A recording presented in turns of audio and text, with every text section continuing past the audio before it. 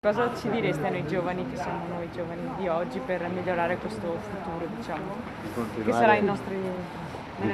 Di continuare a fare quello che stai facendo, cioè di continuare a battersi e a non rassegnarsi mai, perché l'unica cosa che è irrisolvibile è la rassegnazione. È solo uno dei tanti momenti di confronto tra l'onorevole Nicola Fratoianni e i trevigiani nel corso del volantinaggio organizzato da Alleanza Verdi e Sinistra all'entrata dell'ospedale Cafoncello. Ribadire che servono investimenti sulla sanità pubblica, che bisogna dire basta a una tendenza che in questi anni ha favorito la privatizzazione della sanità, che invece è un diritto universale che dovrebbe essere garantito a tutti e a tutte, che servono investimenti per la sanità del territorio, per la medicina generale, che i pronto soccorsi non possono diventare l'unico filtro tra i cittadini e i loro problemi. Allora è il caso che chi governa le regioni, i presidenti delle regioni, facciano scelte chiare. In fondo la politica è questo, è il territorio delle scelte. Si può scegliere di investire nella pedemontana oppure di investire nella sanità del territorio. Alleanza Verdi e Sinistra che contesta anche altre scelte del governo regionale uscente, prima tra tutte la casa. Serve mettere sul mercato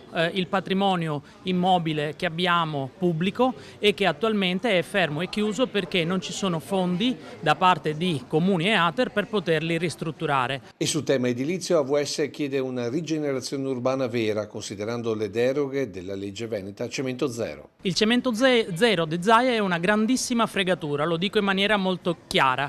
La Regione si è riservata 18.000 ettari ancora edificabili, ancora cementificabili, e inoltre la legge prevede 18 diverse deroghe, quindi si può togliere dal calcolo del consumo di suolo tutte le grandi opere, le strade, le autostrade, le superstrade, quanto già approvato nei diversi piani, quindi insomma è una legge fregatura. Per AVS l'attenzione del prossimo governo regionale deve concentrarsi anche sulla tutela del lavoro. In Veneto in questi ultimi anni abbiamo avuto purtroppo un triste primato, la maglia nera per infortuni sul lavoro, abbiamo avuto una crescita di più del 100% delle morti sul lavoro.